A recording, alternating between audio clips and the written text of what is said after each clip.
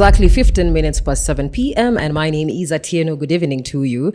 This is your favorite show, 6 to 9, every single day, right here on Baze Radio, a home of good music, because we play 80% of Kenyan music and 20% of East African music. And today, we are not in the studio. We are doing it a little bit different. We are coming to you live from a Pass Live Kenya. So you can check us out pale on social media at Baze_radio on either Twitter, Instagram, and TikTok, and on Facebook at Baze Radio. Now, today we are gathered here to talk about AI, how it's shaking up the marketing department, debunking the myths and the fears when it comes to AI, unlocking new tools, and basically creating fresh opportunities. And tonight we are joined in by good brand managers. We also have industry experts that are in the building, all talking about how AI is. And today I'm not alone. I have a co-host for about a few minutes. Her name is Sheila. She is the co-founder of Rivella Cosmetics, which has been in the market since 2023, and it is the headquarters are in Nairobi Central Business District, that is CBD, yes. And you have an employees team of about 10 to 50 professionals, right? Nimepata hadi numbers kiasi yake kidogo yake. So Sheila, how are you? Good evening. I'm good. How are you? I'm very fine. How's your Friday? Talk to me. My Girl to girl. My Friday is looking good. Uh-huh. Good food, good vibes, Yeah, chilling with people, similar mindset. So it's always a good vibe. Good drinks. Yeah, good drinks, definitely. Definitely. Today we're talking about basically AI. Yeah. And you are the co-founder of, once again, Rivella Cosmetics. And you guys can check it out on Instagram at rivella.ke. Yes. Rivella is spelled as REVELA. Yes. .ke. And I just want to know why AI? So, especially in the beauty industry, I've been in the beauty industry for quite a while, about 8 years now. And having worked in every aspect of the beauty industry, so manufacturing, retail, you name it, I think I've worked in that sector. I think AI is very transformative, especially with the current AI structure that we have right now, which is machine learning and also generative AI. And I think it can really transform, especially how we look at beauty and how we even interact with product knowledge. Because a lot of the time, and what we at Rivella focus on a lot is education and advocacy. So before, if you came to us and you were buying a skincare product, the first thing I'd ask you before I sell anything to you is, okay, why do you want a skincare product? Yes. Do you understand your skincare? Do you understand your skin type? Do you understand what your needs are? Do you understand? So this AI essentially helps us make that easier. In terms of, like, right now we are developing AI technology on our website that allows people to do skincare analysis on our website. So you don't have to go to a store, do the hood thing. So we're developing that technology at the moment. And it's very interesting that the data set we're using is our customers. We do skincare consultations. So we have customers who come in and they're like, oh, I buy skincare simply because it's something that you do. Yeah. Or my friend uses this, so I use it, but it's not the right product. And then they're like, I think if you've ever been on Facebook or anywhere else where people are like, you apply coconut oil, toothpaste, and your acne, soda, anything. Yeah. So I think it's such an easy way, especially with the use of AI right now and how it's becoming very integrated into our personal and professional lives. It's good to have that access in the aspect that we don't even think about. Like, we don't really think about beauty when we buy it. Okay. And there are people who think they don't use beauty, but everyone uses beauty products. If you use petroleum jelly, Aramis, you buy into beauty. Yes. So it gives us an opportunity to really educate and advocate for skincare that is transformative in the right way. And I feel like AI is an integral part of that. Okay, that's quite interesting. Now, you've mentioned that when it comes to doing skincare analysis or consultation, because I myself, I have oily skin and I'm prone to acne. So I would rather prefer going to you personally so that we can do the test. Now, you've mentioned that you guys, as Rivella, you're developing a technology with AI, where instead of me wasting, the time, the transportation, my energy coming to you at CBD, I can do it at the comfort of my own home. Do you think that is sustainable? A, as a co-founder of Rivella Cosmetics, and B, from a standpoint of a buyer? Yeah, so I think it is sustainable in the essence that we have, especially in retail, we have the aspect of either you buy in store or you buy online. Okay. So we have a very big challenge with buying online. And it's the essence of you want to touch and feel. You want to understand the product. You want to know. There's an the personalization of actually speaking to someone online is why, like you said, you want to like come to me and have a conversation. I have oily skin. This is what I need. Yes. So what the AI does and what the AI technology we are building does is essentially it gives you a basic understanding of your skin. Okay. And we don't you don't do the AI analysis and then we just leave you out in the water and say, okay, buy the product. Because with machine learning, it is a machine. It is learning. It's using like everything that we input to be able to teach it and to improve on it and all these things. So there's still the human element of we come in after you've done your analysis and then now we can have a conversation with you based off of those results. Okay. So we are not starting on a blank slate where, for example, I'll come and ask you, what do you think your skin type is? Because a lot of people don't even know how to respond to that question. True. Because they don't know, okay, if I have oily skin, how does my skin behave? What makes my skin oily? Yeah. And the biggest problem is actually, you might think you have oily skin. You don't really have oily skin. Because, a lot of the time, there's something that we call overcompensation or overproduction of sebum. So if you have quote unquote oily skin and you don't moisturize or you don't like use products to like hydrate your skin because you think I have oily skin, I don't want more oil on my skin. Yeah. So what your body does, it overcompensates. It produces more sebum. So you think you have oily skin. In fact, you probably have normal or combination skin, but your skin is overcompensating. So these are the things that at the very basis, we want to give you the very like elementary knowledge of having a basic idea for your skin. Because also there's a lot of, and this is unfortunate, because a lot of customers trust the retailers to give you what is right for you. Yeah. And consumerism is a thing that we have right now in the industry where somebody is trying to push numbers, they're trying to push product. Yeah. And you'll go to them and you'll be like, oh, this is how my skin is behaving. But because I have stock for a certain brand and I want to push it out the door, I'll give it to you. Yes. It will not work for you. It might not be able to work for you. And you do not have the basic knowledge to be like, hey, no, my skin is like this, or this is what I've been told, or even the fact that you have to pay 1,500 bob or 1,000 bob to even be able to access the skincare analysis machine. Yeah. So this gives you a basic understanding of your skin. And it's something that we are developing with the data set being Kenyan women and, trying to create a database where it actually knows and understands African skin and Kenyan skin other than, the machines that you get abroad. Okay. That probably have been programmed for white types. People. Yeah. So it's how can we use machine learning and how can we use AI to cater for the Kenyan woman, the Kenyan man. And be able to give data that is relevant to them so that you have at least an elementary knowledge of what's my skin. Yeah. Now, when we come back, since you've mentioned that AI basically helps with, understanding basically just a little bit, kidogo basis of how your skin is. Yeah. I would love to know, how does AI assist in testing and basically reviewing beauty products before I get to buy them or before you launching them, even on your page when we come back. If you tuned in, my name is Atieno and I have the co-founder of Revela KE. She's called Sheila. You can check them out on Instagram at revela.ke. Revela is spelled REVELA.ke. And this is the 6 to 9 with Atieno, coming to you live and direct from Pulse Live Kenya. Do enjoy.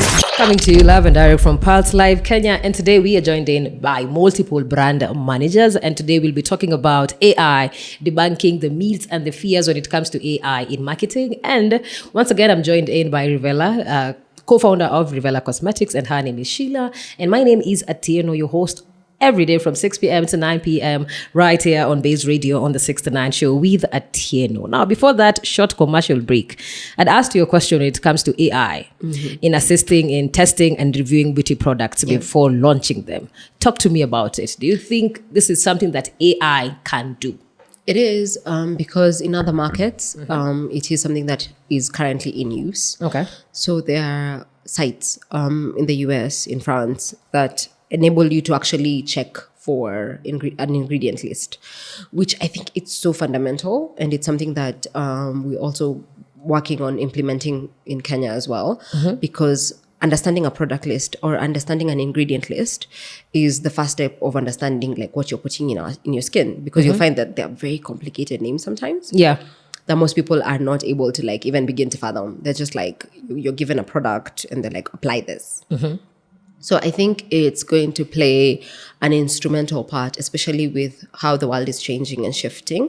And it is technology that will be paramount in Kenya at some point, where consumers get more informed and they have more knowledge and they're more aware on what exactly they're putting on their skin or on their body. Yeah. Oh, okay. Now, we have multiple, different brands, especially if they have a link on their bio. You tap on it, and you're going to get either an AI-powered chatbot or what is it called? A virtual assistant. Yeah. Does Rivella, KE use either chatbots or, virtual assistants for customer service? So at the moment, no, simply because, and the reason why we don't do this is because we're trying to build an interpersonal relationship with our customers. Oh, yes. And it's not that they're not useful. They're very, very useful, especially when you're dealing with a lot of customers at once. But the reason why it's something that we have not yet delved into is because we do, like, for example, we do offer like skincare consultations, and a lot of them, I do them, my team does them. And it's because we want, first of all, to understand who is our customer. Yeah. What are they struggling with? And some things can also only be felt and understood with that human touch. True. So chatbots here, they're instrumental. They help with when you're dealing with a very large customer base. But for us, first of all, understanding our customer, understanding what our customer needs to even inform how we move ahead with our AI building. Because we don't just want to build a product for the sake of building a product. It's also first to understand who are you building for. Yeah. And what do they actually need within this product that you're building. Okay. Yeah. Now, apart from not using virtual assistants and AI chatbots so that you can give your customer that human touch, I would love to know what are other ways that you do that so that you can... There's a balance between you using AI automation and you having that personal touch from maybe a woman to a woman or a woman to a man, just human being to a human being, apart from not using the chatbot thing. Yeah, so like I said, we do offer skincare consultations, and we do that on call a lot of the time because we are an e-commerce platform. And e-commerce in Kenya, I feel like the market penetration for e-commerce in Kenya has been wanting. And especially when it comes to skincare and beauty in general, because it's very difficult as a woman to buy something off of a website. True. If you've not you don't know, you've not touched it. Yes. You've not seen it. So having that interpersonal touch where you're actually having calls with clients, because they send us, like, for example, pictures of their face. And sometimes it's also good to have that interpersonal relationship, because you'll find that a lot of people are struggling with things like severe cystic acne, or they're struggling with other skincare conditions that they're really not comfortable to go in store with. Yeah. And there'll be a disconnect if they're just talking to a chatbot. So we take time, have a conversation, because the thing that most people don't understand, skincare and beauty tends to be a confidence thing. Because we're not only selling you a product, we're selling you the ability to feel confident within your own skin. So it's, first of all, understanding, even on a human level, what has severe acne done to your life? Like, what do you actually need, apart from me telling you, buy 5% benzoyl peroxide? Use 5% benzoyl peroxide for 2 weeks. The other thing that we've noticed, especially within the skincare consultations, is a lot of people are buying things that maybe as skincare products, but not for them. And what I mean by that is, you'll find somebody will go to a chemist, they have cystic acne, they don't go to a dermatologist. Yeah. They'll be given tretinoin, they'll be given 5% benzoyl peroxide, no instructions. So we find that if we leave them that, people who have questions like that, we lead them to a chatbot, and it may be like keywords. So if it's a treatment, as long as it meets the keywords that we've inputted, then we'll be like, okay, you're clear to use that. But within an interpersonal relationship, then you can understand, okay, fine, this is what you are recommended. What are you struggling with? Because if you're struggling with, for example, mild fungal acne, and you are given tretinoin, that's a very bad combination. Yeah. And also the additional information is, if you're undergoing any skincare treatment, you need to use a sunblock. It causes sun sensitivity. And for a fact, it's very, very difficult to key that into a chatbot. For a chatbot to actually have that, to ask consecutive questions to better understand. So as technology grows and as we get to a point where technology is able to take that over, I feel like it's still really, really important to keep that interpersonal like relationship between human to human, because then you're able to give people what they actually need just to complement what AI is bringing to the table. Okay. Yeah. Now, as a founder of beauty business, I would love to know, how does AI assist you in influencer marketing in terms of helping you identify the right beauty influencers for your brand? So AI is actually like really instrumental, because I found that especially with the rise like ChatGPT, the other DeepSeek and the others that are coming out, it's really good to not have to like start worrying about, okay, what does this influencer do? Yeah. What does this influencer do? Do they really fall into our niche? Because right now I can comfortably go into like one of the APIs that we're using and just be like, okay, this is the campaign that we're running. These are the requirements.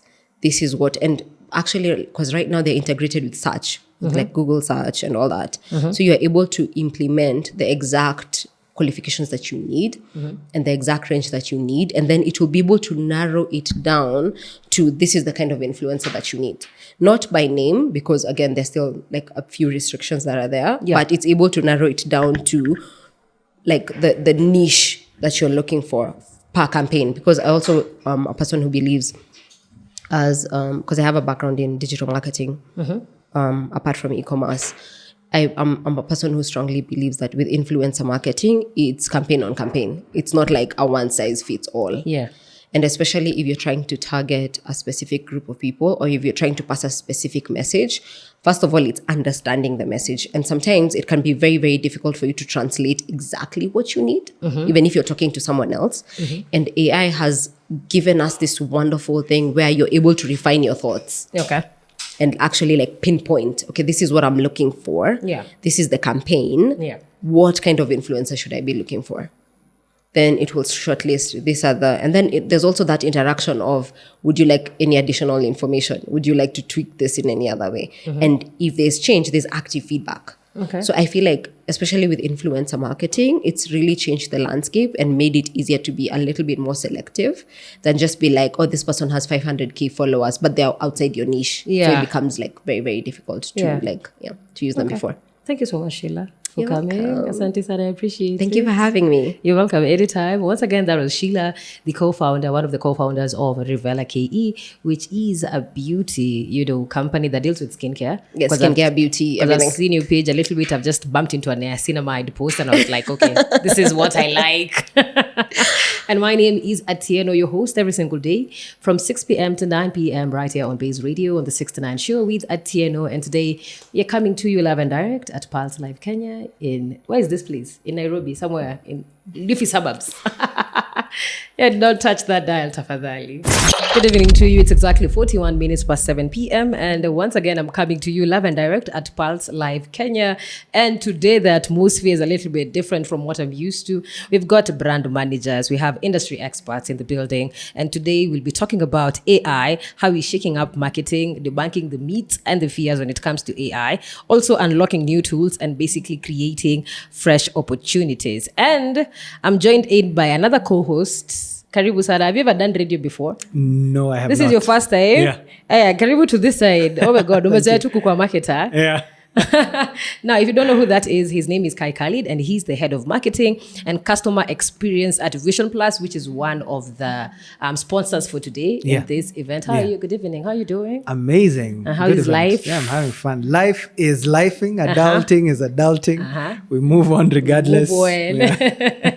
Now, I'd love to know, as a marketer yourself, Yeah. when it comes to using AI, how does Vision Plus use AI in marketing their products? Because if you don't know, guys, I wish we would have shown you, but ametuambia pindukeni mangalia kwa nyuma. You see that banner over there? Those people are not real. That is AI. Yeah. So I'd love to know, as a marketer in Vision Plus, how do you use AI to sell or market your products to us? Okay. The biggest problem, I think, with selling electronics, or rather, is getting you to love the electronic before you get it in your house, because we want to get you to buy it. Yes. So then we have product images it's not often that you have product videos at the ready.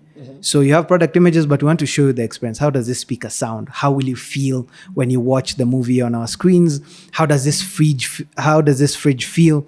How does that washing machine, how will it make you feel at the end of the day, which is what we're trying to sell.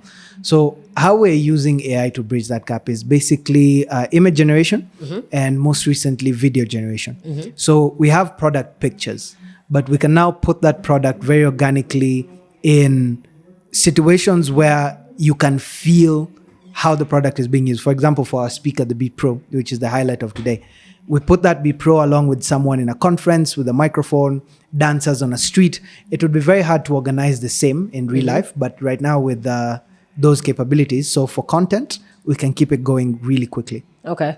Now, we're just going to revert back to the banner that you've showed us. Yeah. Right? And AI helps you come up with these faces of these people that do not exist. Yeah. Because this is just technology.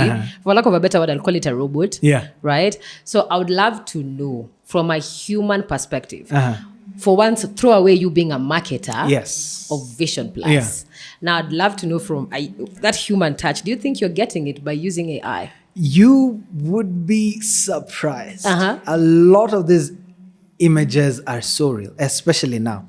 They only keep getting better. Google released their latest model a few months ago. It is so real. I dare say, in a couple of months, maybe, a lot of the people you interact with on Instagram or like their photos on whatnot might not even be real. That's how realistic it is. It's gone to the point where we can no longer tell the difference between what is AI and what is not, especially when it comes to images. So from a human perspective, I think as long as it makes me feel a certain type of way, then it's done its job. What if it makes me feel like I don't want to now buy Vision Plus because mbona sioni mtu wangu mtu anafanana kama mimi. Exactly. You get me? Yeah. It's like let's divert a little bit. It's like a product, a beauty product made for African skin. Yeah. But you can see the billboard or the banner. That person is Caucasian or white. So what do you mean? Like there is no that human touch. So there are certain biases. I would just come to East Africa. You know us. We have the foreheads to pay the bills, right? But AI tends to have been trained on, well, a lot of content that is already online, and Africans are not often represented online. And so to find someone who looks Black American, easy. To find someone who looks Ugandan, Kenyan, South African, that's tricky. To find someone who looks Egyptian, to find the specific niches for Africa is very difficult. So then, more often than not, if you try generate something of someone dressed in African fabric, the Wakanda vibe, you know how Wakanda is not a real place. Yeah. You can always tell when you watch the movies, it's someone who has an idea of what Africa is, but not what it is. So then there's the problem. So for, I think, industries and brands who really, if I want to connect with a Kenyan, for example, what brand would if I want to create a brand that is so Kenyan, the experience of probably boarding a matatu or the graphic, there's something that will always be, that doesn't look like me. So in that aspect, I get. And I think we still have some ways to go before you can get someone who looks like you and I exactly there. You know, someone who looks like a Nairobian you'd pass on the street. Yeah. We're still a bit of a distance. And that's where you can kind of catch these brands. Kuna venye AI people, they're a bit too clean. You know, a bit no too blemishes. They're just perfect. Exactly. And perfect in a way, ajachapo na jua ya East Africa. Exactly. You can always tell. Yeah, so there is that missing aspect in looking for people who are you and I. We still have some ways to go. Okay. Now, when we come back, Mr. Kai, I would love to know how has AI helped you as a marketer at Vision Plus help you understand your customers better. Yeah. But anyway, guys, that is Kai Khalid once again, and he's the head of marketing and customer experience at Vision Plus. Feel free to check them out either on Instagram. Yeah. On TikTok, Twitter? Yeah. What's your handle? All platforms, Vision Plus Kenya. Vision Plus Kenya. Yeah. Please do. If you want a speaker, if you want any electronic, do check them out on any social media platform. Once again, my name is Atieno, your host for the day, from 6 p.m. to 9 p.m. right here on Baze Radio. And once again, we are coming live and direct at Pulse Live Kenya. Do not touch that down. Once again, I'm coming live and direct at Pulse Live Kenya. And today we are in a room full of brand managers, people who think alike when it comes to AI marketing. And my name is Atieno, your host every single day from 6 p.m. to 9 p.m. on the 6 to 9 show with Atieno exclusively on Baze Radio. And today I have a co-host, okay, for lack of a better word. His name is Kai Khalid. And once again, he's the head of marketing and customer experience at Vision Plus. And before that short commercial break, I'd asked him, how does AI help him in understanding his customers or Vision Plus customers better? Okay. So step one of that question is actually preparation work. So we have a CRM tool where we have all our customers' data inside this one tool. When you first bought, what you've bought, your warranties that you've bought, how many times have you called us, how many times have you texted us, what did you ask, how many times have you come to our service center, things like that. So with all this data, then how we are working to implement AI now is almost predict. Because if customer X bought a TV in January and then bought a soundbar 8 months later, and then bought a pair of earphones 2 months later, then it would apply just from 100 customer X's with that behavior. We can almost predict how customer Y might behave. So at the 6 month point, we ask you, might you be interested in a soundbar? We actually have an offer on a soundbar right now. This is how it works better with your TV. So it helps us in the sales funnel, because it's not every customer will buy everything at once. So it helps us predict upsell and cross-sell products that matter to you. And then we get to learn things like, what do women age 18 to 24 prefer versus what do men versus age 34 to 45 prefer to buy. Yeah. And so by putting all this data together, we remove a lot of the guesswork in marketing. In fact, if I could summarize my answer in one thing, it's just a lot of the guesswork is going away. We no longer need to assume when you would be interested in a product or a service. Right now, we can predict and very, actually scarily accurately what your next move is going to be. And just the minute, and we see this happen a lot, the minute you think about it, boom, either I serve you an ad or a personalized text. And Exactly. True. Yeah. And that's how you wonder. How? Yeah, like you may just be thinking about a sound bar. Exactly. And now everything that you see on Instagram is just sound bars. Yes. How is that possible? There's a lot of tech is going into this. And I think one thing we need to understand is that the biggest players in the industry have been using these things for a much longer time. When a piece of tech becomes available to the public, the who's the 1% of the world have already been using it to generate income for a very long time. So right now that AI is accessible to the general public and everything, all these, the effects of that, I'm thinking of something, or I texted something to a friend and all of a sudden ads are on my feed. This is what that technology enables. So it just removes a lot of the guesswork out of marketing to help us meet our customers' need when they want it. Not in a spammy way, but in a useful way. Okay. Now let's talk about AI versus human creativity. Do you Yeah. think there's some point in like a couple of years or so where there will be a risk that audiences will stop valuing human created content? I think I see that coming because AI content can be as wild as your imagination. Yeah. So if you're a movie buff, you'd notice that in the last 10 years or so, biggest movies in the industry have been superhero movies. Everyone's tired. After the last Avengers film, what wamechoka, right? So what's next? For people to consume content, there's someone out there with such a brilliant idea, but the budget to not do it. I mean, they never had the budget to do it, but now they do have that in their hands. So all you need to do is an amazing script, an amazing idea, and you can put out that content of your idea out there. And what happens with the human mind as it develops, we move from silent movies to sound movies, from black and white to colored, from color to 3D. As we move along, at some point, we're always looking for the next best thing. There are actually right now AI shows, scripted, running completely AI. People are gravitating towards that just because it's the next new thing. And now that we are getting to a point where it's becoming harder and harder to tell the difference, I do see people shifting completely from your generic human content and completely going for AI generated content.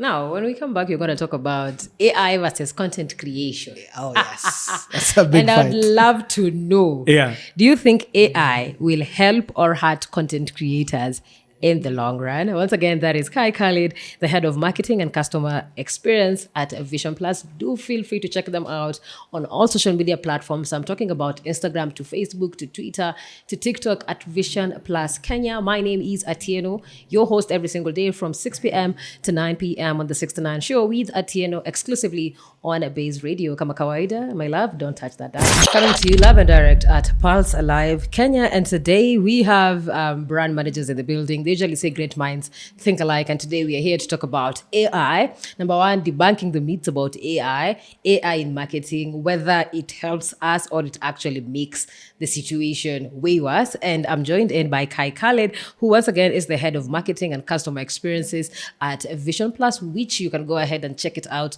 on Instagram, TikTok, Twitter, Facebook at Vision Plus Kenya. My lovely name is Atieno, your host every single day from 6 p.m. to 9 p.m. exclusively on Baze Radio. And before that short commercial break, I asked you about AI versus content creators, because I'm a content creator myself. Yeah. So do you think AI is helping us or it is hurting us? Asking for yourself. Yes. Okay. In my industry, electronics, Bado, we're still a bit far. Because, I mean, for electronics, you have to interact with the speaker, with earphones, you have to. So AI is not very good at those finer touch. You would notice if an AI character is messing with AI headphones or real life headphones added into an AI video. Yeah. So some industries are still safe, but I would say the industries that are likely to get hit and already are being hit: beauty, fashion, lifestyle. So beauty, fashion, lifestyle. Yeah. So that covers, that's a bunch of influences in the industry. Yeah. Because one, AI has been trained on every image on earth that there has been. So every place that has been photographed and put online, AI probably knows about it. Then you look for the content creators who do lifestyle content. It costs a lot, and okay, I'll play the devil's advocate. I'll speak on the side of the brand and the side of the creator. So on the side of the brand, it is very expensive to hire content creators, especially the good ones who know what they're doing, to do the job for you. AI is rather, it's a lot cheaper than one person. So what happens is, I have a lifestyle, a restaurant place that I want to promote. It's a lot easier for me to create an AI influencer who just goes through my property as opposed to an actual content creator to come there. So people I don't know what they will do. If you look at people in fashion, for example, I no longer need to hire human models to dress in my outfits. Yeah. I no longer need human models to model my outfits anymore. For beauty products, I no longer need actual models to put skincare products on there or to pose with my skincare products and things like that. Those are very easily replaceable. So the future for content creators is looking very replaceable. I'd say that is the riskiest industry. The more you need a human touch in these things, the harder it is basically for workouts and things that are very physical and things that demand the human body to move, then it'll take a bit of time. But things that demand the human body to pose and sit pretty, the clock is ticking. Yeah. Yeah. Kazi yangu imeisha. Because you've mentioned like literally what I do, and that is fashion and lifestyle. Yeah. So as we wind up, I'd love to know, what are some things that AI can never replace when it comes to content creation? Because there's something definitely AI is wapea, sisi tunaweza wapea. I'm trying to think of all the AI content I've looked at. What can AI not replace? Okay, are we talking, because it's split, are we talking generative AI or just generative image AI or just conversational AI? Generative, because I feel like conversational, there's nothing you guys are losing. Even us, there's nothing we are losing. Yeah, but you will be surprised. People falling in love with GPT right now because of how they can get it to speak to them like the man or the woman of their dreams. Okay, and that is happening. But I think genuine human connection is still not, AI is not yet there. You can always, you might not be able to explain it, but if you read an AI generated paragraph versus one that's been written in a human in the same field, there's something lacking. I still can't quite explain what that is, but that human factor, I think the places where we should, I don't know, down our tools and go on strike is when AI is able, you cannot recognize what AI content is, then there's a problem because it means everyone is easily replaceable. Yeah. So that point, that is scary. But for now, just the human connection, me speaking to you over a screen, not yet. AI speaking to you over a screen, it's not yet there. But who knows? Well, you've said everybody is replaceable, right? Yeah. And I think you're talking about content creators. Yeah. But I believe if everybody is replaceable, you as the head of marketing, Yep. you're replaceable as well. Entirely so. so. AI is affecting everyone. The minute AI agents become a thing, which is where you have an AI that is, it can do a lot of things, but is focused on one task. So you find an AI agent marketing manager where I can analyze your sales reports, I can analyze your social media feeds, I can analyze your brand sentiment, I can analyze your customer feedback, or even deploy tools to gather this customer feedback. Take these, create marketing campaigns, launch those marketing campaigns, keep the budgets in track, and sinanda home. Try my luck as a musician or something. But yeah, and the scary thing is that it's coming. Yeah. We are seeing AI agents being deployed in some areas of industry that are replacing complete professionals. So when it gets to the point where any professional can be replaced, it's just a question of who has enough money to replace human beings in that space. And the future is looking bleak for us career workers. Thank you so much, Kai. Once again, that is Kai Khalid, the head of marketing and customer experience at Vision Plus. And my name is Atieno, your host hapa Baze Radio on the 69 with Atieno. Kila siku kuanzia saa 12 jioni hadi saa 3 usiku. And tonight we are coming live and direct at Pulse Live Kenya, where we are talking about everything AI. Na kama kawaida, don't touch that dial. Once again, we're coming live and direct at Pulse Live Kenya, and I'm just joined in by Sharola Akoth Odipo, who's the visionary founder and president of Women in AI Africa. This is a non-profit organization that is dedicated to basically empowering and uplifting women in the artificial intelligence field across the African continent. Now, with her leadership, Sharola is her name, she is driving innovation and basically creating opportunities for women in AI to thrive. Welcome. Thank you. Is that a proper introduction, Nora? You should do better. I couldn't believe that was me. How are you? How's your week been? Your Friday? My week has been okay. My Friday is now better. Yeah, and I'm glad that we are here having this conversation. About AI. Yes. Now, since you are the founder and president of Women in AI Africa, just let us know a little bit about your organization, something that you think my listener doesn't know about your organization. Okay, so Women in AI Africa is a non-profit organization that basically seeks to bridge the gender gap in the innovative space, mainly in the AI space in Africa. Yeah. So we have representation in all the regions. And what we are trying to do is tell a woman that it's fine to crochet. Yeah. It's fine to do home science. But it's also fine to learn LLMs and natural language processing. It's okay to be technical. You don't have to have a limited scope of what you can do. So what we do is that we have workshops that go into the rural areas. Most recently, we were at Kabarak trying to conduct workshops to do capacity development, basically to empower women, to sensitize small girls from a very young age to understand that, times have changed. Yeah. And, in Africa, customs contribute and our culture contributes highly to, the type of direction that we take in terms of the education, the output, employment, even the businesses that we start as women. So we're telling women, they can take up space in the innovative space in tech, in AI. So we have webinars that are empowering women that are addressing issues like the gender pay gap in tech spaces. You can work with a man in this space. Yeah. They will be paid more than More. you. And it's a taboo to talk about it. Yeah, true. So such things, we bring it out. And also we give recognition to women who are making it. Okay. Just to show other young ladies, small girls who are in the space that they can also make it. There's room for everyone. Yeah. Now, I would love to know what are the biggest barriers for African women in the AI industry? So first of all, you'll be very surprised.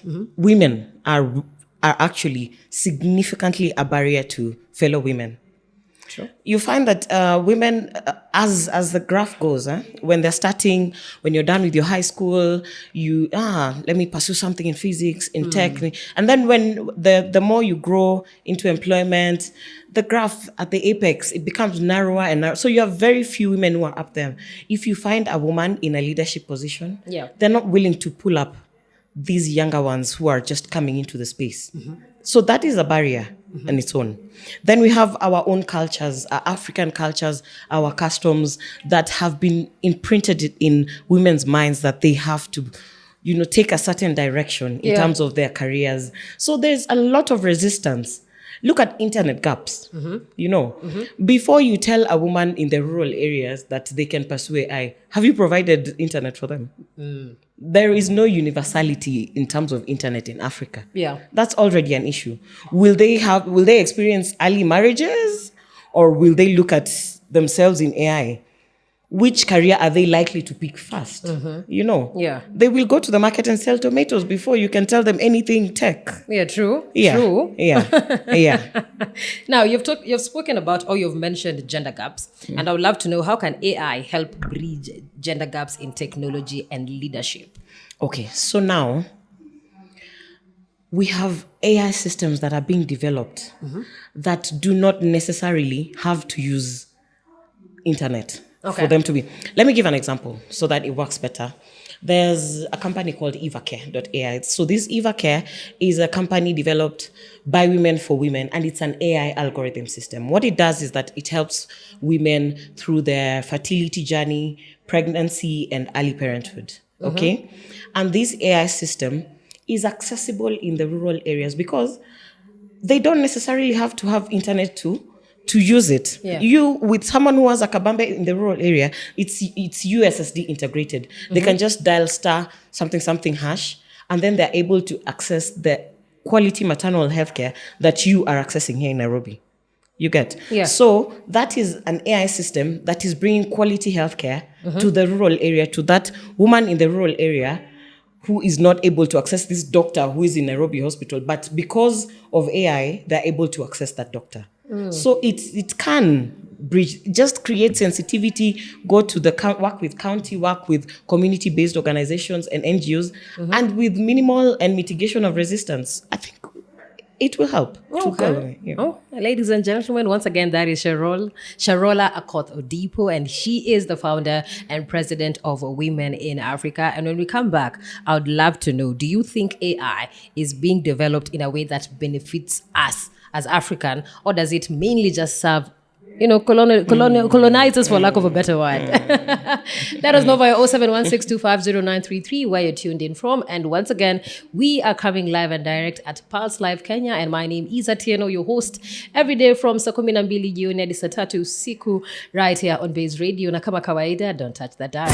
Once again, ladies and gentlemen, my name is Atieno, and tonight we are doing our show outside. I'm coming live and direct at Pulse Live Kenya, and this room is full of brand managers, people with the exact same thinking when it comes to AI. And today we'll be debunking the myths and speaking about everything AI. And I have a co-host once again. This is my third co-host of the day. Her name is Sharola Akoth-Odipo, and she's the founder and president of Women in AI. Now, before that short commercial break, I had asked her, do you think AI is being developed in a way that benefits Africans, or it only serves Western interests? Okay, Atieno, when it comes to AI, there is something that is called qualitative and quantitative contribution.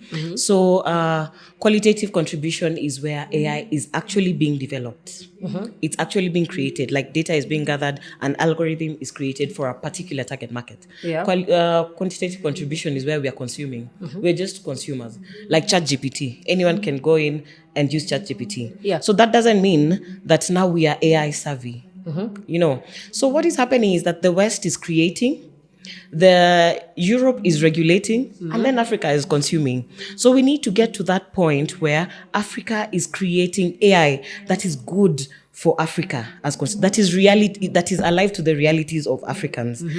Systems that have Kikuyu in them, have Luo. Like for South Africans to use in their own local languages, for Ugandans, Rwandese, everyone. Yeah. So if we have systems that embrace what an African looks like, in Europe the other day, there was a facial recognition system that did not recognize Africans. What do we do about that? Yeah. Yet it was created to be used, and we have Africans who are living there. Yeah. What do you do about that? What are the ethical, implications of that? So let's have things. Let's build ourselves enough to be stakeholders, to have a seat at the table. Yeah. Yeah. So as to wind up today's interview, I would love to know what's your vision when it comes to the future of AI in Africa. I'm very big on capacity development. Let's train, let's sensitize, let's upskill, let's have people becoming knowledgeable in this area so that you're just not taken as victims. Yeah. You're actually participating, you're very intentional about using it to complement, not just to take over, not just to, run you over as the fourth industrial revolution. So let's have people learning, let's have people coming up to use and develop these technologies for Africa by Africa. Yes. Yeah. Thank you so much, Sharola. And once again, my name is Atieno, and we are coming to you live and direct at Pulse Live Kenya. And today, we are talking about something called artificial intelligence. You might have bumped onto it on Snapchat, actually, where you can just give that, AI a name. You can give it Bill and say, "Hi, Bill." Hey, and AI can talk to you like your boyfriend. It comes in handy when it comes to content creation as well. And that is what we are discussing tonight. And I was joined in by Sharola, who's the founder and the president of Women in Africa. Thank you so much for coming, and you look good. Have yourself a lovely Friday. Thank you so much. Thank you. Once again, please, if you're tuned in, let me know what your thoughts are on artificial intelligence via 0716-250-933. And in the meantime, do engage with us, Pale, on Instagram, TikTok, and Twitter at Baze_radio, and on Facebook, Baze Radio. Thank you. Now, we are currently joined by Richard Wanjohi, who's the Partnership and Industry Relations Manager at iLab Africa. If you don't know what iLab Africa is all about, it's a leading center of excellence in ICT innovation and development, which is based at Strathmore University in Kenya. Now, with a passion for bridging the gap between tech and industry, Richard plays a pivotal role in forging strategic partnerships that drive innovation and empower the next generation of tech leaders across our continent, and that is Africa. Welcome, Richard. Thank you. Was that a proper introduction, or I should do better research, Kiasi? Wow, that was, I thought it was someone else, not Now, talk to us about iLab for somebody who does not know what iLab is, and today's their first time hearing the word iLab. So iLab was born out of a need to look at ICT about 10, 12 years ago, because what was discovered is that ICT was going to be disruptive in this space. We had just had fiber landing on the continent, and guys were just thinking that internet costs have gone down. Yeah. What do we do with this internet? So beyond just sharing out the explosion of information, we needed to find out and say, okay, what else can we do with these tools? Yes. Because you remember, Africa, we are not, we are like the backwater of a lot of technology, or a lot of, like what we're discussing today, AI. So we are the backwaters. We are like the last people who use these tools. So we had to discover and say, okay, how well can we use these tools? One, for development, two, for education, and also basically for research. So basically just to give a broader perspective or broader reach to ICT. Oh, okay. That's quite interesting. And you guys are located in Strathmore. Yes, we are part of the Strathmore University. Okay, now speaking about iLab, let's talk about the integration in African industries, right? And I would love to know how your company basically facilitates the integration of AI into various sections within Africa. So what we do is that we look at companies or sort of businesses and help them understand these spaces. So for example, I'll give you fintech. Fintech is use of technology to improve financial institutions or financial solutions. Yeah. But you have to be tools, or you have to understand that space. So we retool existing people or people in that industry. So for example, if you're working in a bank, we train you on how to do digital transformation. So we help you do cybersecurity, we help you with all these tools. Then over and above that, we research and tell you, okay, what are the trends going 3-5 years from now? Okay, that's quite interesting. Now, I'd love for you to share with us successful examples where AI has basically impacted you guys significantly in industries like agriculture, healthcare, finance in Africa, you name it. So as Kenya, we are a food insecure country. So intervention was sought by this government to look at how we can improve our food security. So we developed some tools that were able to look at how can we improve our food security. And one of our staple meals is maize or maize meal. Yes. So using that data, we were able to research on one, the seed that can help improve our productivity. Two, which areas we can improve on. Three, which patterns do we need to observe, from weather patterns to, water sources and all that. So using that, we were able to advise the government and, government agencies and tell them, this is what you need to look at. Yeah. So you need to improve your seed to this level and supply this to the market at this point. Then beyond that, because we are also not, our agriculture is rainfall driven. So we try and tell guys, okay, beyond just rainfall, how else can you improve this? So we have weather tracking, devices, IoT, use of IoT to do your weather patterns. And we partnered with the Kenya Met Department to do very accurate or close to accurate weather reporting. I think for the last 2 years, you've noticed how they tell you, it's going to rain this weekend. It's going to. Yeah. That's part of our solution that we were able to devise with the Kenya Met Department. Okay. Now, when we come back, I would love for the both of us to discuss the importance of developing AI solutions when it comes to tailoring the unique challenges and opportunities in Africa. And once again, I'm joined in by Richard Wanjohi, who's the Partnership and Industry Relations Manager at iLab Africa. And my name is Atieno, of course, your host every single day from 6 p.m. to 9 p.m. exclusively on Baze Radio on the 6 to 9 show with Atieno. Na kama kawaida, don't touch the dial. Today we are talking about everything artificial intelligence, for lack of a better word, AI. And my name is Atieno, your host every day from 6 p.m. to 9 p.m. exclusively on Baze Radio on the 6 to 9 show with Atieno. Now, in the meantime, do engage with us on social media, Instagram, Twitter, TikTok at Baze_radio, and on Facebook at Baze Radio. And tonight, my co-host is Richard. Co-host guest. Yes, you can add that on your LinkedIn, please. You're a co-host for like 2 minutes or something. Super. And we are talking about basically AI. And I would love to know the importance of developing AI solutions that are basically tailored to the unique challenges and opportunities in Africa. Okay. From personal perspective, I always say all these tools, I call them tools, they're basically helping us to move the envelope. So basically what you're saying is that, can I get a better way of doing things? Can I do things that I do more efficiently? Can I get a better or different output? Yeah. So that's how AI is built. Because as you notice, it's artificial intelligence. They're not calling it human intelligence. Yes. We have business intelligence, human intelligence, and artificial intelligence. So it's a congregation of sort of a coalition of all this information. But how can you use this to become more efficient, retool yourself and become better? And then the output then becomes something, out of this world. Okay. Yep. Now, do you think at some point while using AI, because it's something that is still developing and it's something that will become better in a couple of months here, as you name it, do you think as human beings, you're going to lose that human touch because AI has now come in? As always, humans are very complex beings.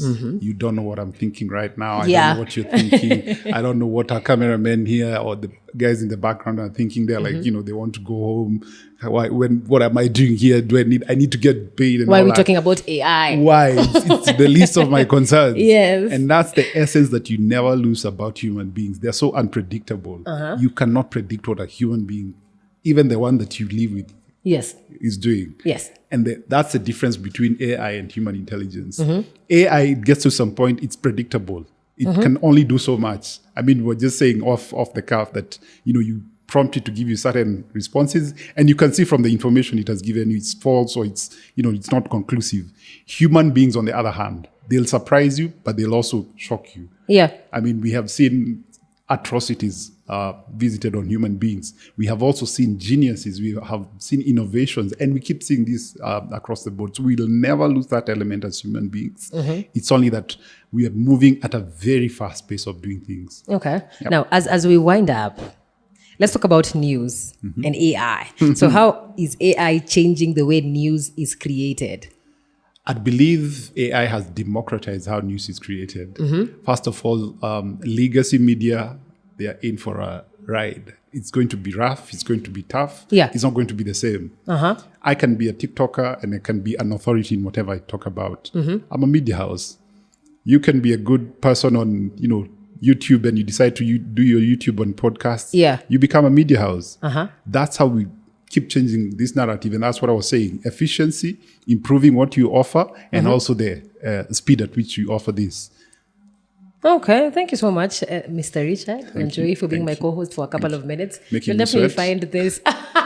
No, you're not sweating because this is something we talk about every single time in iLab. Well, I never saw the questions, but anyway, yeah, I love the promptness and just the randomness of this. Thank you so much for joining. thanks, If you don't know who that is, Richard Wanjohi serves as the Partnership and Industry Relations Manager at iLab Africa, which once again is a center of excellence when it comes to ICT innovation and development. And once again, it is based in Strathmore University. I'm your host, Atieno Stacy, and you can listen to me every single day at Baze Radio on the 6 to 9 show with Atieno. Now, you can listen to me in 3 ways. Right? Via my Safaricom app, which is downloadable on either Play Store or App Store. Number 2, baseonlineradio.co.ke or baseradio.co.ke. And these particular interviews, you can watch them on YouTube. Na kama kawaida, don't touch the dial. Joining us today is Boniface Mwali, who's a dynamic project manager at the British Council.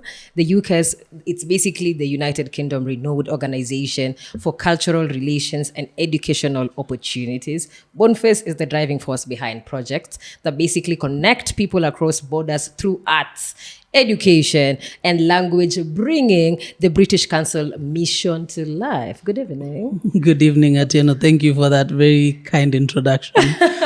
You're welcome. You're talking about AI today. Now let's put your role at the British Council aside a little bit. I want to talk to Boniface. Talk to me about AI. AI. I think for me, it's a very interesting frontier. I use AI myself. I resisted it for a while, but I'm starting to see that it's becoming common practice. Yeah. And when I think about, so first zoom back to the first time I used a computer. I wrote my first program in software called Turbo Pascal and Quick Basic. This was in the early 2000s. And at that time, we had an AI tool called Excelizer, which we used to play with when we were learning programming. And it was AI. It was in MS-DOS, in a very, a black screen, very boring interface. But it was AI because you'd ask it questions and it would respond to you. Yes.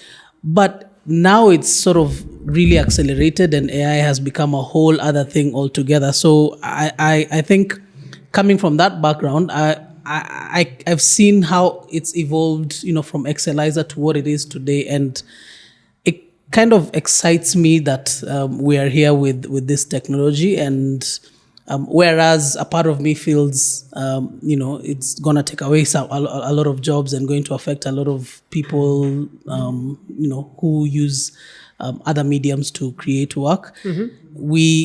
It's about time also we embrace it, because I think they can exist in parallel. You can continue to do, whether you're an artist, you can continue to do your art the way you do it, and there will be people who appreciate that. Yeah. And there's room for those people who are also more responsive to AI, and if you feel that you are inclined to adjust, there's also room to do that. Okay. So that's my view on it. On AI. Yeah. Now, do you think it's sustainable in the long run?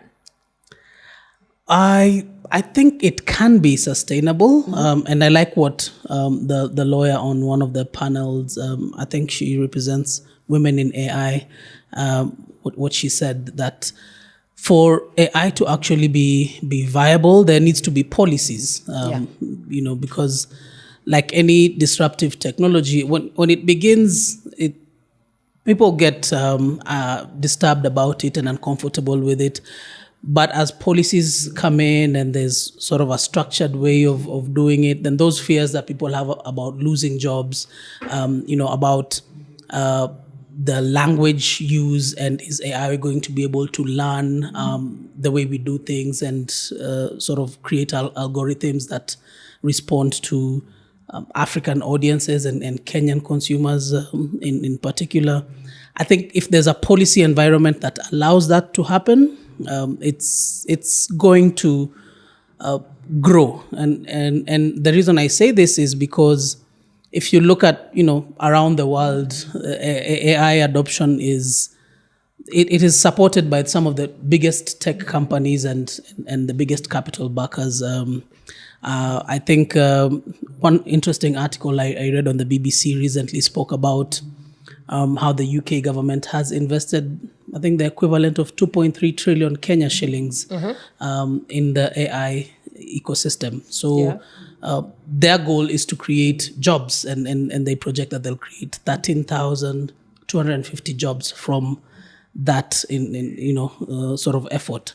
So you can see there's a clear plan. There's an approach that they have put together. But even if you look at other countries where AI adoption is growing, I was speaking to a gentleman at the event who was telling me about Cape Town, for example, in South Africa, which is a tech hub on the continent. They are also very progressive and deliberate about how they adopt these technologies. They don't wait to be left behind and then catch up. So I think the question of sustainability is related to how we respond to this change and how the policy environment and what sort of plans we have in place to utilize AI for the greater good, and especially in this day and age, use it to create jobs and meaningful opportunities for the people who are using the technology. Okay, that's quite interesting. And once again, joining us today is Boniface Mwali, who is a project manager at the British Council. Aside from that, he has a passion, actually, for creating impact. Yes. And also fostering international collaborations. Okay. And basically, he's here with us to share insights from his work and how he's helping shape opportunities that basically, for lack of a better word, bridge cultures and inspire change. When we come back, we're going to talk about AI and international collaboration and what opportunities does the British Council offer for young professionals interested in AI and tech. Super. Okay. And we are coming live and direct at Pulse Live Kenya. And my name is Atieno, your host every day from 6 p.m. to 9 p.m. right here on Baze Radio. Don't touch that dial. Once again, I'm joined in by Boniface Mwali, who is the project manager at the British Council, and tuko hapa Pulse Live Kenya, where we are talking about everything AI. And my name is Atieno, your host every day from 6 p.m. to 9 p.m. exclusively on Baze Radio on the 6 to 9 with Atieno. You can listen to me via my Safaricom app, which you can get it either on Play Store or App Store, bazeonlineradio.co.ke or bazeradio.co.ke. Before that short commercial break, I'd asked Mr. Boniface, what opportunities does the British Council offer for young professionals, somebody like me, interested in AI and tech? Well, that's a good question, and it so happens that we are currently implementing a project called the UK Kenya Season. Okay. And basically, what the UK Kenya Season is it's a season of celebrating arts, culture, heritage between Kenya and the UK. So Kenya and the UK have a long history together. Mm-hmm. I'm sure we've all studied it in our history books. Yeah. Yes. And that relationship has evolved in many different ways over the years. Mm-hmm. So as the British Council, what we are doing is we are creating opportunities for partnerships and collaborations between artists and creatives in Kenya and in the UK throughout the year. So we have a season that kicks off in May and will run until November of 2025. And throughout this period, we will be having moments of celebration of culture through music performances, through cultural exhibitions, and through exchange programs of artists between Kenya and the UK.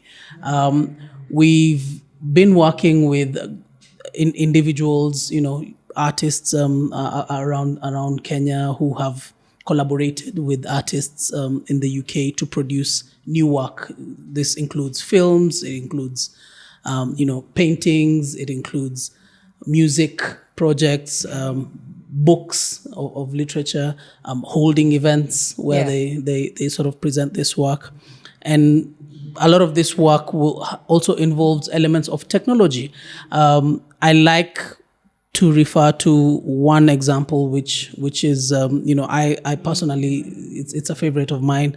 They're called Cinema in Nature, which is, if you ever gone to Karura and gone for a walk in Karura, there's a group of young guys there who do this very cool, immersive experience with, what are they called? Bluetooth headsets, which you wear and walk around the park, and you sort of hear the story of the Mau Mau as you're walking through the park. Okay. And that's an exciting way that we see technology being utilized by creators in the space. But there are many other ways that creators are using technology and AI to present their work. So for us as the British Council and through the UK Kenya season, we are keen to enable that work to happen. So I think the best way for people to engage, people who are listening today, is to follow us on social media, on Instagram.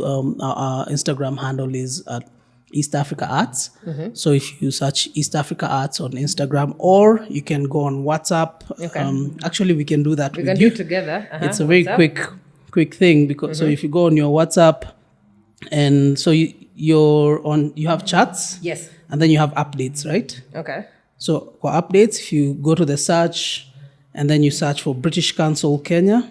On the search bar on the WhatsApp status part? Yes. Uh-huh. Yeah. And search? So you search for British Council Kenya. It'll bring you our WhatsApp British Council page. Yeah. So you follow on there, and you will get real-time updates straight on your phone about all the activities and projects that we're running throughout the season. Mm-hmm. There'll be several moments that you can come join us and attend the events in person. We also announce calls for grant applications. So whenever we have grant applications for creators and artists, we do that on WhatsApp, and you can go on there and submit your application for your project.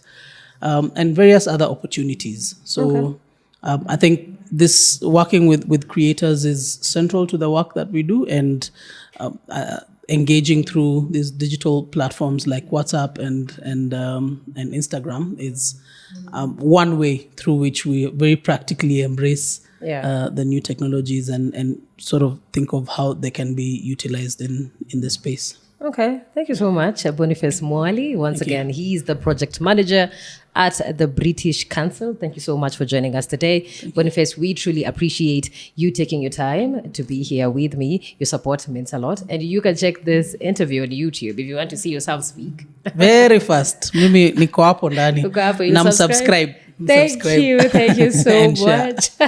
And once again, we are talking about everything AI. Currently, we are live and direct at Past Live Kenya. And my name is Atieno, your host, every day from 6 p.m. to 9 p.m. right here on Baze Radio. Na kama kawaida vile nasemanga, do not touch that dial. Now, up next, we've got, for lack of a better word, a true visionary in the world of marketing and communications. Mm-hmm. I'm talking about Kester Muhanji, who's the managing director of Aquila East Africa, with the passion for building brands and driving economic growth.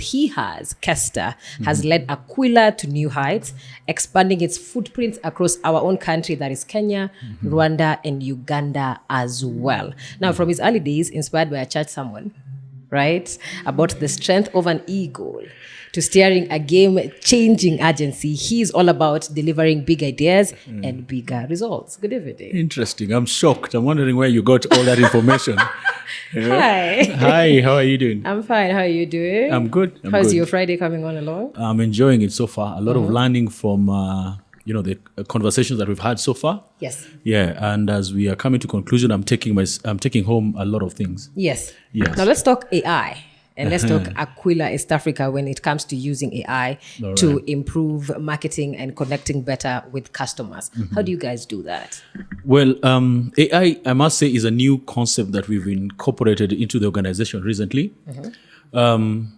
And we use it mainly around creative and in digital communication. Creative to help the creative team generate, impactful content faster than they would normally do, and also help them with coming up with, scripts to accompany some of the campaigns that we're doing. Okay. And then for digital, the team uses it mostly for coming up with the copies that accompany whatever post that we are doing. Of course, they will do the initial search, and then they would custom make them a bit just to have a human feel into it. Okay. So I would say we basically focus on those two areas, creative and a bit of digital. Oh, that's interesting. Yes. Now, what AI tools have you guys used that has been most useful in basically comprehending what customers want? I wouldn't be very conversant with that. Yeah, because myself, I'm not a creative. I'm more of a finance marketing guy. Yeah. So I think in terms of the nitty-gritties of which tools they use, that would be more of the team that sits in the creative department and in the digital department. Okay. Yeah. Now, I'd love for us to get a little bit personal, Kiasi, and talk about human-made content and the personal touch. Now, do you think AI can create marketing content that feels as real and as emotional as human-made content? My personal perspective is it could help, but definitely the best content is from it's content that has been generated by humans. I don't think AI can bring out the emotiveness in any campaign. It can bring out the feel, just natural flow of whatever communication we're trying to make across. So in terms of comparison, whether AI is better than content that will be generated by human beings, I still believe that human beings will play a key role in producing a more enabling, a more connecting communication. Now, Yes. I would love to know, once again, do you think AI will become sustainable in Africa in the long run, in a couple of years or months or so? I think it will. Explain. First of all, I believe that our day-to-day activities, be it, even if we look at life away from work, we are governed and most of our interactions are AI enabled, Okay. Yeah, I think from even the discussion that we've just had, when you look at things like the content that we consume as far as entertainment is concerned, things like Netflix and so on, the choice of whatever content we are consuming is actually guided by AI. And this goes to many other platforms, be it digital or, the adverts that we get on social platforms and so on and so forth.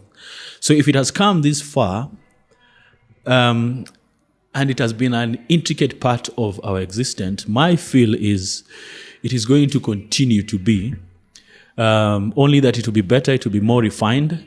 But there's nowhere where I think AI is going. Yeah, it is here to stay. It is here to stay. I do agree. Now, I hope you guys are really enjoying this conversation, because stick around as we hear from the man who's soaring high in East African business scene. And when we come back, we're going to talk about how will AI change marketing in East Africa, considering challenges like internet access, because even us living here in Nairobi, there are people in the rural side, like upcountry and whatnot, who have no internet access entirely. So we'd love to know that in the next few minutes. And my name is Atieno Stacy, your host, every day from 6 p.m. to 9 p.m. exclusively on Baze Radio on the 6 to 9 show with Atieno. Na kama kawaida, don't touch the dial.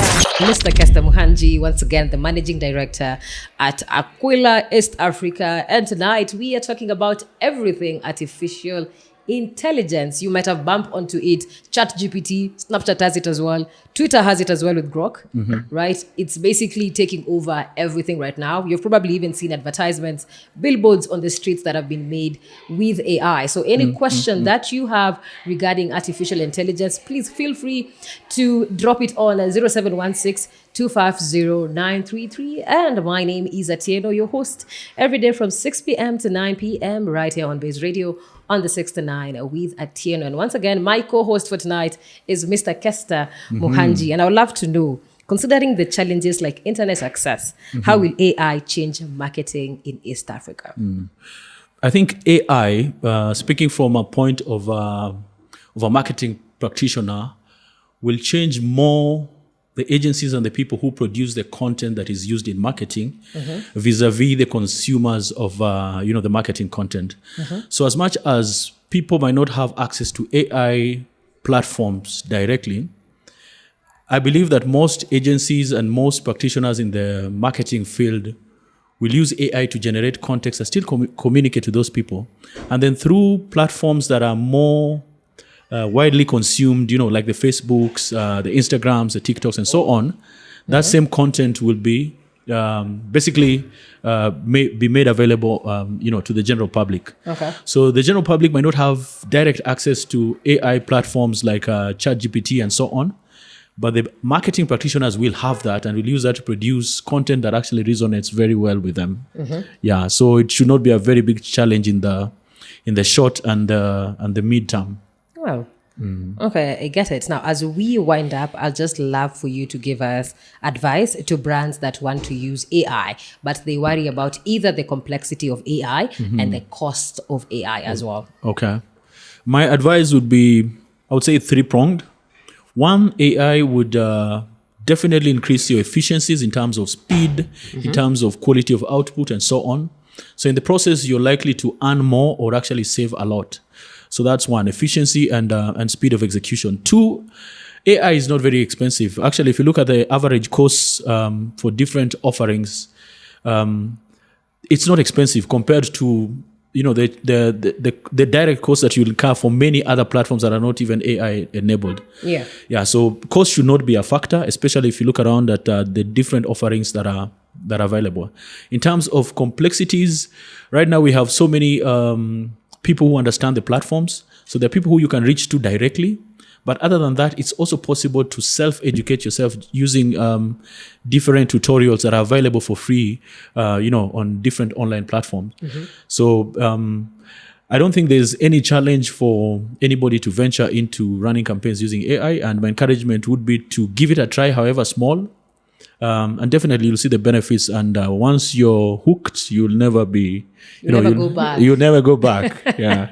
That's okay. Thank you so much to Kester Muhanji. Asante right. sana. He's the managing director once again at Aquila East Africa, and I would love to thank you for joining us today, Right. Kester. Thank you We for are so having me. grateful to have you here and for you to spare your time and give us insights. And your energy is really amazing when it comes to AI. So keep soaring high as the eagle, as that chat someone. Thank you so much, and you can watch this interview definitely on YouTube. All right. Our YouTube handle is Baze Radio. All right. Okay, thank you so I'll much. definitely tune in and I'll get my entire team to Watch it as well and start subscribe. watching it. Oh, certainly. Asante sana, and have yourself a good weekend. All right. Thank you. Thank you very much. Joining us right about now is Timothy Mocho, and is the Group Information Consultant for Pulse Africa, Upper Mali Tuko, and with over a decade of expertise in information technology and cybersecurity, he has, brought a wealth of knowledge to Pulse Africa, leading innovating media company. Now, from his roots as an IT specialist to leading strategic ICT initiative, Mochos is passionate about, driving innovation and empowering communities through technology. Good afternoon, good evening. Oh my goodness. My mind is all about the place.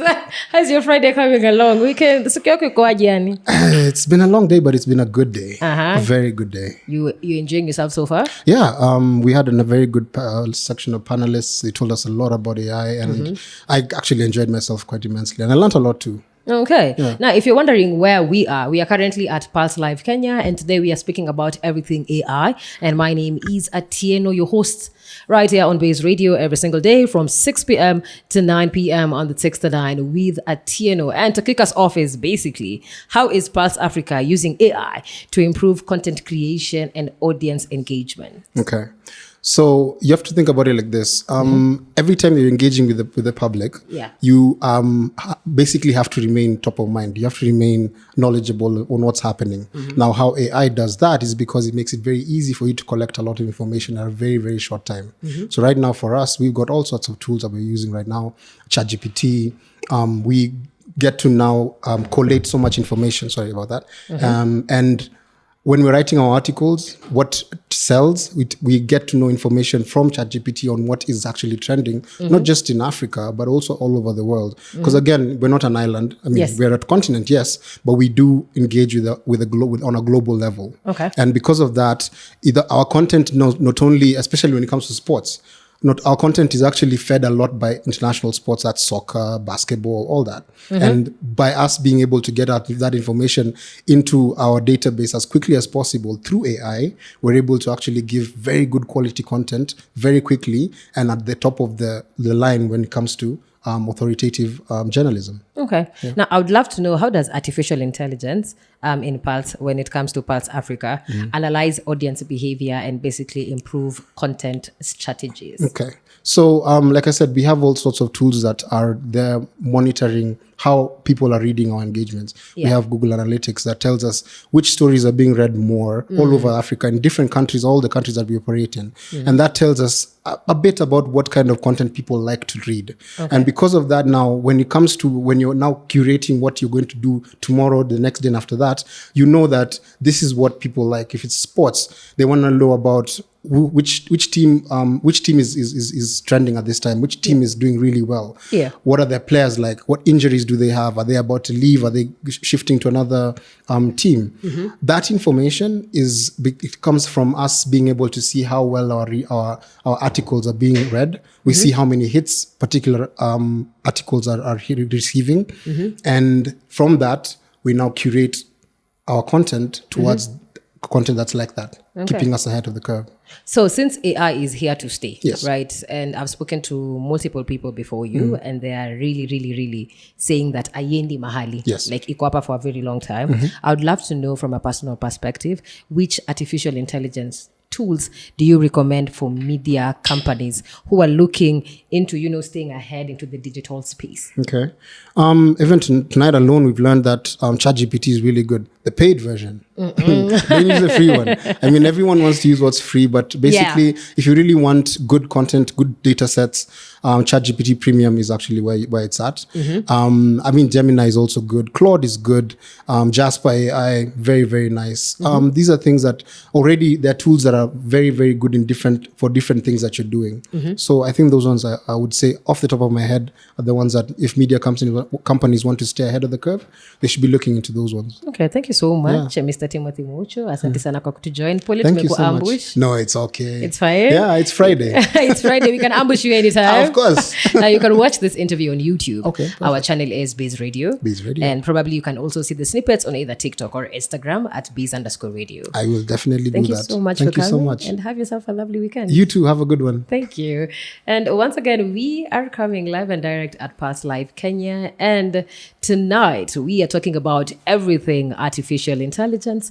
And I'm your host, Atieno. You can find me on Instagram, TikTok at @IamAtieno. And in the meantime, while you are there, please do follow us at Baze_radio on Instagram, Twitter, and TikTok, and on Facebook at Baze Radio. As I usually say, Jumbo Jumbo, and have yourself a lovely weekend, depending on what time you are watching this. Goodbye. This is Baze Radio. We are 254 to the core.